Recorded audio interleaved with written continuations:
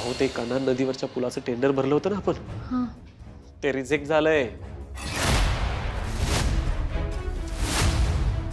Reject झालंय? हो.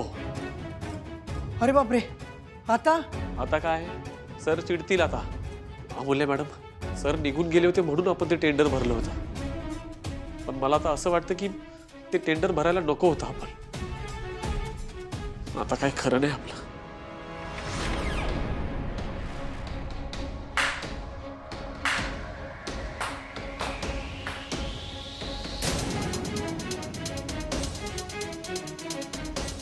वेल done and good job अमूल्य. टेंडर हातातून गेलंय.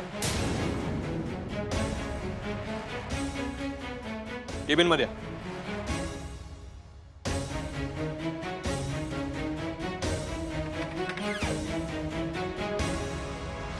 एखाद्या गोष्टीचा सिरियसनेस कळत नाही का तुम्हाला?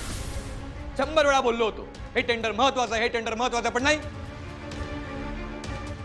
मला काही करून हे टेंडर मिळवायचं होतं,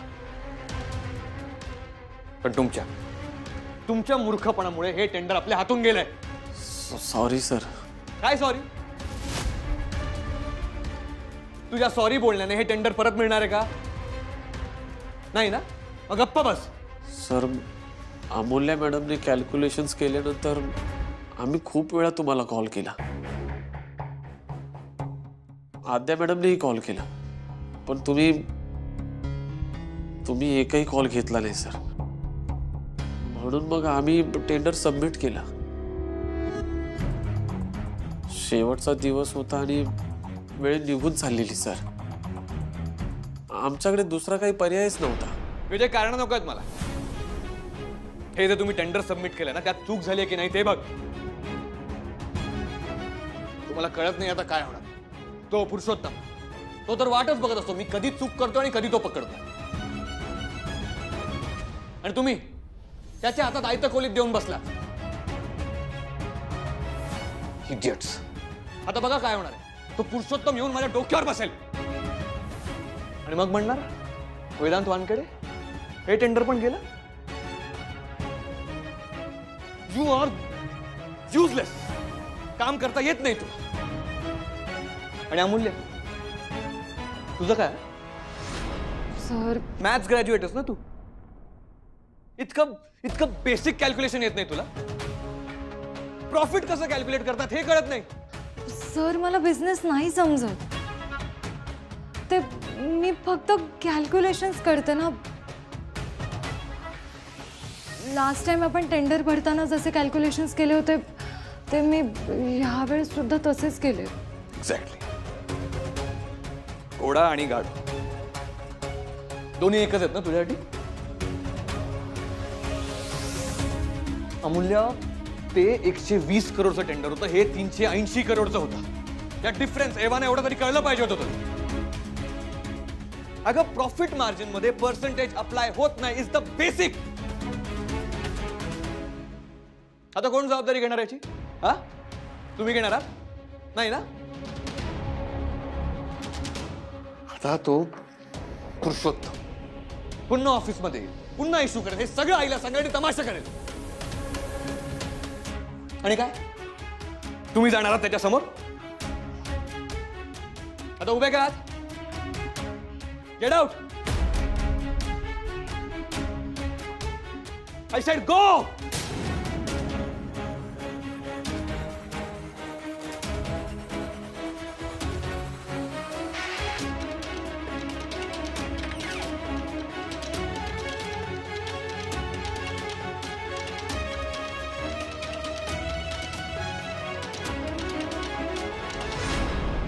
खरं तर एका मुलीच्या बापाला आणखी काय हवं असतं.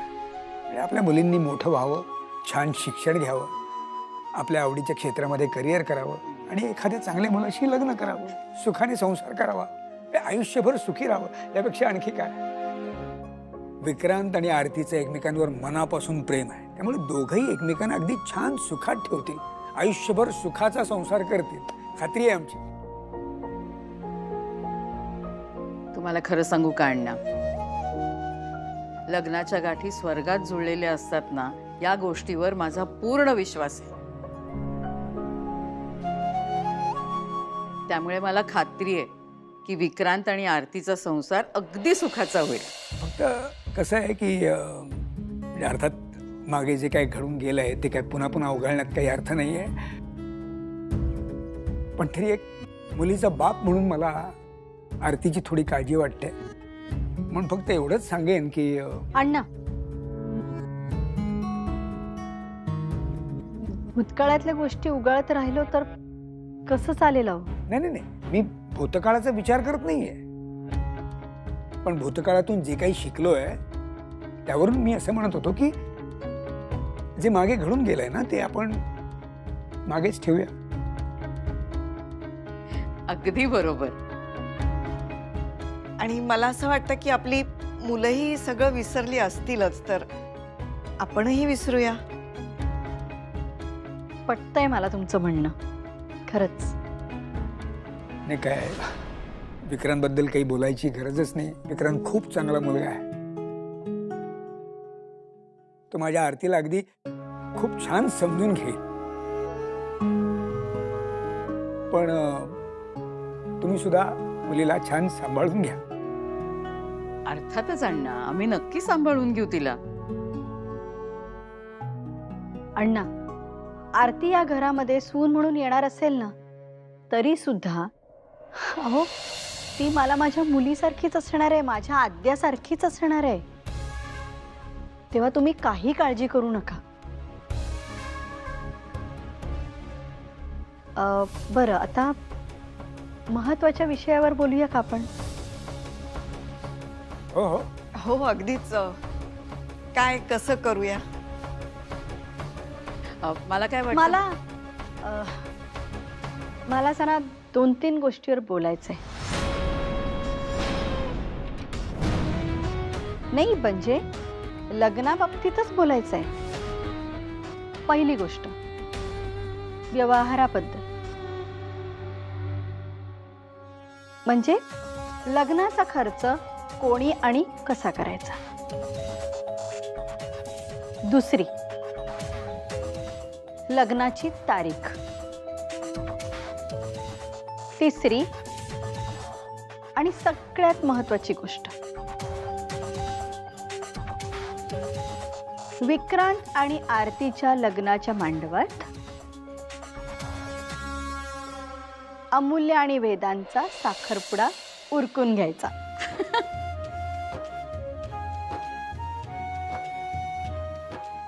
नूतन अगदी माझ्या मनातलं बोललीस बघ. वेदांत आणि अमूल्याचा साखरपुडा. येस. म्हणजे काहीच हरकत नाही.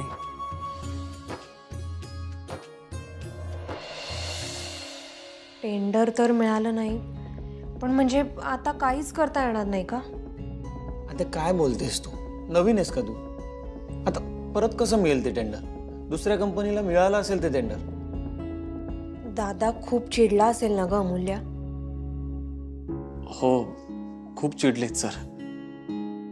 आणि खूप बोलले अमूल्या मॅडमना. पण काय करू ग? मला हा बिझनेस समजत नाही. मला जेवढं माहिती होतं त्यानुसार मी केले कॅल्क्युलेशन्स. अमूल्या, तू शांत हो आधी. दादा कशी शांत हो मी? माझ्यामुळे एवढं मोठं टेंडर हातातून गेलं. वेदांत खूप अपसेट आहे. पण नेमकं कशामुळे गेलंय टेंडर हातातून? ते माझ्याकडून प्रॉफिटचे मार्जिन चुकले असं वेदांतचं म्हणणं. म्हणजे मटेरियल्स आणि बाकी गोष्टीचे कॅल्क्युलेशन्स मी करेक्ट केलेत, पण प्रॉफिट मार्जिन चुकलं. जाऊ दे आता, गेलं ते टेंडर हातामधून. माझ्यामुळे एवढं मोठं नुकसान झालं ना, या गोष्टीमुळे मला चैन पडत नाही. अमूल्या, तू प्लीज स्वतःला दोष देऊ नकोस. अगं उलट तू होतीस म्हणून हे टेंडर वेळेत सबमिट तरी झालं. तुम्ही हे सांगितलं का दादाला? अहो मॅडम, सर काही ऐकण्याच्या मनस्थितीमध्ये नाही आहेत. त्याला काहीही करून हे टेंडर मिळवायचं सुद्धा माहिती आहे मला. पण वेदांत सर एका टेंडरमुळे एवढे अपसेट होताना पहिल्यांदा पाहतोय मी. अरे आधीच्या गोष्टी वेगळ्या होत्या आणि आत्ताच्या गोष्टी वेगळ्या आहेत. नाही दादा, चूक ती चूकच आहे. अमूल्य, तू अजिबात वाईट वाटून घेऊ नकोस. वेदांत, तुझी सिच्युएशन कळत नसेल असं नाहीये. आता तो चिडलाय कारण त्याचं कारण वेगळं आहे, एवढंच. वेगळं म्हणजे? पुरुषोत्तम सर, बरोबर. तो चिडतोय कारण आता पुरुषोत्तम त्याच्या डोक्यावर येऊन बसेल आणि त्याला तेच नकोय. अमूल्या, तू शांत राहा. तू खरंच अपसेट होऊ नकोस. मला वाटतं थोडा वेळ जाऊ दे, दादा होईल आपोआप शांत. तर विक्रांत आणि आरतीच्या लग्नाचा मुहूर्त आणि वेदांत आणि अमूल्याच्या साखरपुड्याचा मुहूर्त एकाच दिवशी काढा, असं मी आमच्या गुरुजींना सांगते. आई, लवकरात लवकर मुहूर्त काढायला पाहिजे. हा अगं हो, अर्थातच. बरं अण्णा, तुमची काही हरकत नाही ना? नाही नाही नाही, आमची काहीच हरकत नाही. काय नाही, पण मगाची नूतनजींचं बोलणं काहीतरी अर्थवट राहिलं, ते काहीतरी व्यवहाराचं तुम्ही. बघा, ते सगळं मी बघते. हॉल बघून येते आणि तुम्हाला कळवते. वाटल्यास आपण सगळेजण जाऊन एकदा हॉल बघून येऊया. काय तुम्ही कशाला उगाचच त्रास? हो, यात त्रास कसला? घरचं कार्य आहे हे. बघा, मला अजिबात त्रास होणार नाही. बरं, आता दुसरी गोष्ट, दागिन्यांचं कसं करूया? स्त्रीधन म्हणून मी काही दागिने करणार आहेच आहे. अरे वा. मला काय वाटतं सुमन, हे बघ, आता पूर्वीसारखं तसं काही राहिलेलं नाहीये. जग खूप बदललंय. म्हणजे असं की मुलीकडच्यांनी त्यांच्या सोन्यासारख्या मुली आम्हाला द्यायच्या आणि वर लग्नाचाही खर्च करायचा. हे मला अजिबात पटत नाही. नाही अण्णा, अहो, तुमच्या मुली आमच्या घरी लक्ष्मीच्या पावलांनी येणार आहेत. त्यामुळे अण्णा, कार्य कसं होईल याची काळजी करू नका तुम्ही. देवाच्या कृपेने जमीन जुमला भरपूर आहे आमच्याकडे. गोंदिया तुमसरकडे जवळजवळ 500 एकर जमीन आहे आमची. त्यामुळे लग्नाच्या खर्चाच्या बाबतीत निश्चिंत राहा तुम्ही. हे बघा, माझं एवढंच म्हणणं आहे की लग्नाचा खर्च तुम्ही केला नाहीत ना तरी सुद्धा चालेल. नाही, असं कसं? हो ना आजी, आहोत. बघा, मी खूप आधीपासूनच ठरवलं होतं की माझ्या नातवंडांच्या लग्नाचा सगळा खर्च मीच करणार आहे. त्यामुळे तुम्ही काळजी करू नका. नाही, माफ करा, पण म्हणजे तुम्ही आत्ताच म्हणालात ना की आधीसारखं काही राहिलेलं नाही. मलाही पटता येते. त्यामुळे मी असं म्हणतो की करूया ना, लग्नाचा खर्च अर्धा अर्धा करूया आपण. अहो, शिवाय साखरपुडा सुद्धा त्याच मानवत आहे ना. अण्णा, मी तुमचं अजिबात ऐकणार नाहीये. लग्नाचा खर्च मीच करणार आहे. यावर काय बोलू मला काही कळत नाही, खरंच कळत नाही.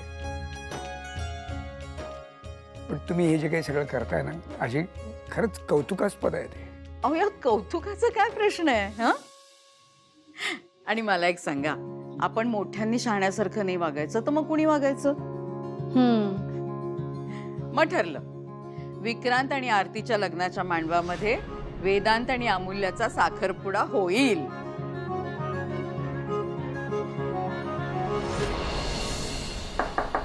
कम इन.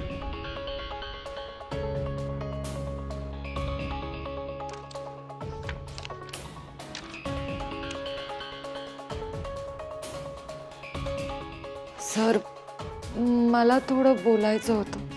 अजून राहिलंच आहे का? सर, ते अगं काय ऍक्च्युली बोल. नाही. अमूल्य, माझा वेळ वाया घालवतेस, बोल लवकर. सर, तुम्ही प्लीज अपसेट नका हो. मला फक्त एवढंच म्हणायचं.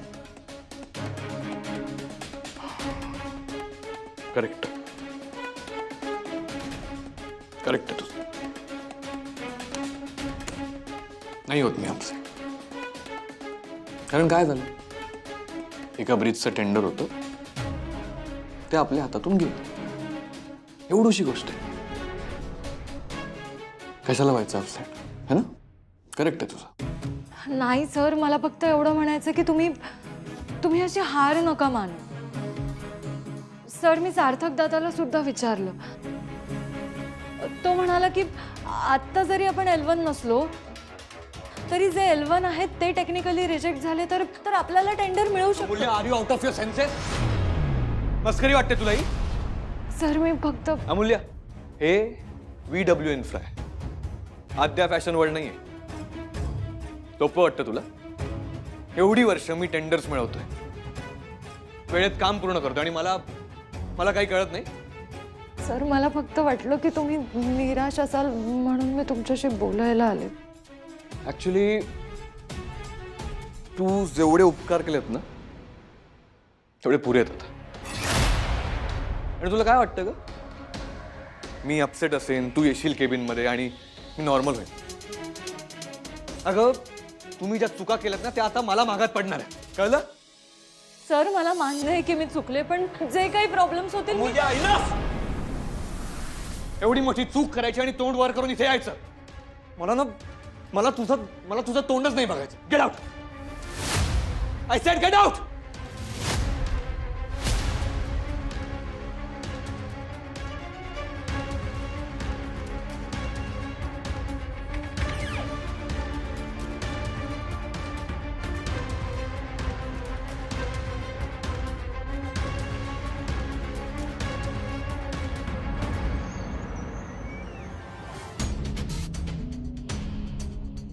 काय वानखेडे साहेब, लक्ष असू द्या माझ्यावर. जिवंत असताना लक्ष नाही दिलं फार माझ्याकडे, आता मृत्यू पश्चात तरी असू द्या लक्ष. वरून का होईना द्या आशीर्वाद मला. साहेब, मगापासून फोन वाजतो तुमचा. अरे वा, लगेच वरून फोन केलात मला. हॅलो, हा, बातमी खरी आहे ना? पक्की? बस मग. काय झालं? वेदांत वानखेडेला कना नदीच्या पुलाचं टेंडर नाही मिळालं रे. दाता तू है सबका अजो समा का, मालिक खालिक दोनों जहां का. दाता तू है सबका अजो समा का, मालिक खालिक दोनों जहां का.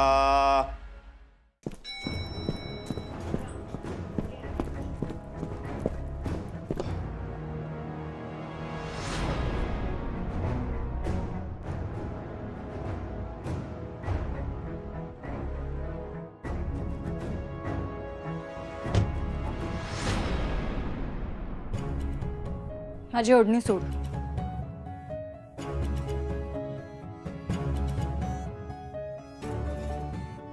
वेदांत, माझी ओढणी सोड. वेदांत, हा काय प्रकार आहे? अरे, तू माझी ओढणी पकडू तरी कशी शकतोस? बघ, सोड वेदांत. शोभतं का तुला हे असं वागणं?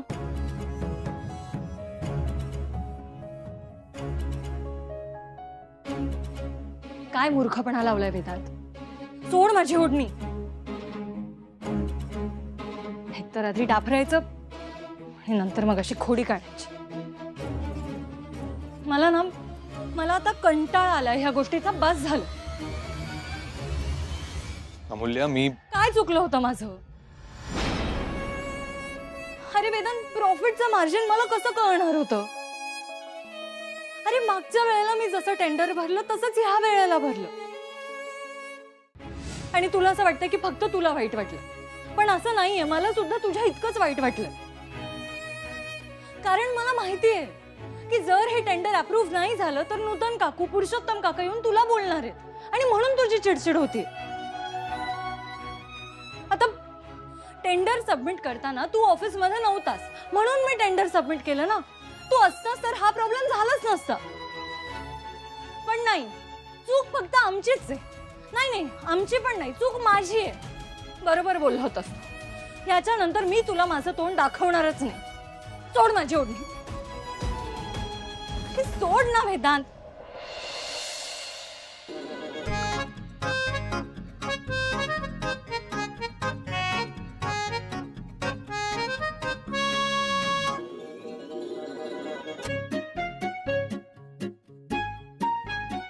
चल सोडतो तुला. काही गरज नाही. अमूल्य, मी म्हटलं ना तुला घरी सोडतो. मी पण म्हटले ना काही गरज नाहीये. अमूल्य,